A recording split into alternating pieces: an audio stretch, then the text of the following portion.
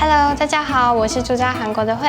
从去年的年底开始到今年的6月份，其实七七呢已经购入了超过了半年了嘛，所以它总共的里程呢也超过了1万多公里。然后今天呢就想要借此这个机会呢，请车主来跟大家分享这段时间他对 EV6 的想法，他觉得哪一些地方是好的，或是有哪一些缺点可以跟大家分享一下。这一集呢也会稍微跟大家分享一下 IONIQ 5呢出来没有多久，现在买 IONIQ 5大概要等1年半嘛，但是呢最新的消息是 IONIQ 6要出来了，然后会在就是7月份的釜山的国际车展亮相。这一次呢会去釜山看国际車展，如果对 IONIQ 6有興趣的朋友，不要错過訂閱我的頻道，持續關注我的影片哦。那我們就繼續看下去吧。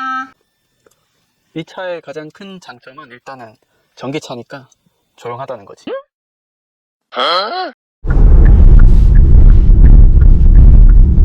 고유가 시대에 이렇게 전기차 가장 큰 장점은 아무래도 연비, 그러니까 전비가 좋다는 거지. 이게. 특히 최근에 전쟁 때문에 유가 많이 상승했잖아요. 맞아.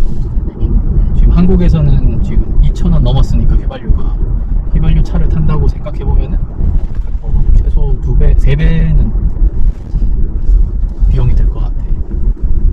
所以呢，我们就来初步的简单计算一下，以6月的油价，韩国油价来计算的话，就是同样从首尔到釜山400公里的距离呢，油车是花费8万多韩元的加油费，那电车的话是大概2万多块的电车费，所以呢，真的是电车比油车更加便宜。 EV6는 운전할 때 이제 도와주는 디지털 기능들이 많아서 운전할 때 되게 편한 게 큰 장점인 것 같아. 좌회전하거나 우회전할 때 이제 사각지대도 이제 카메라로 비춰서 화면에 이제 보여주는 것도, 또 주차할 때는 어라운드 뷰라고 이제 차 주변에 보여주는 카메라가 이제 합성해서 진짜 무슨 드론으로 보여주듯이 잘 보여주는데, 그때는 주차할 때 되게 편한 것 같아. 특히 좁은 지역에서 주차할 때는 이제 항상 의지하게 되는 것 같고, 실제로 조수석에 타거나 뒤에 탄 사람들도 그런 걸 되게 신기해하더라고. 나도 처음에 되게 신기했고, 그치? 나는 운전 못하니까 신기한 포인트 몰랐네. 그러니까 운전을 해봐야 아는 건데 이런 작은 디테일이 운전할 때 되게 편한 게 있는 것 같아. 처음에 좀 어색하거나 좀 되게 신기한 건데 쓰다 보면 이게 습관이 돼가지고 없으면 되게 허전하고 되게 편해. 특히 또 나는 HUD 옵션이 있잖아. 그래서 이제 화면에 지금 차선이나 자율주행 상태나 이런 걸 좀 보여주는 것도 되게 편하거든. 시선이 내비게이션에 다른 데 안 가도 앞에만 봐도 이런 게 잘 보여가지고. EV6가 디자인이 되게 좋잖아. 뭐 이건 호불호가 있겠지만, 개인 차이가 있겠지만, 지금까지 나온 전기차 중에서도 상위에 속한다고 생각하거든. 그건 네 생각 아니야? 그럴 수도 있지. 대부분 또 장점으로 많이 받아들이는 것 같아. 내 주변에 특히. 그럼 지금 IONIQ 6는 디자인적으로 비해서 어떻게 생각해요? 아이오닉 6 디자인이 어떠냐고? 응. EV6 디자인도 좋은데 아이오닉 6는 글쎄 실제로 봐야 알겠지만 더 좋아 보이긴 하는 것 같아. 근데 이제 EV6는 아무래도 이제 CUV이긴 하지만 SUV 같이 좀 그런 형태를 띠고 있고, 아이오닉 6는 세단형이니까 아무래도 좀 사람마다 이게 선호하는 게 달라서 그 차이가 큰 것 같은데, 전체적으로 아이오닉 6 더 이쁜 것 같긴 해. EV6에는 이제 자율주행까지는 아니지만 HD2라고 우리 고속도로 가면 자주 쓰잖아.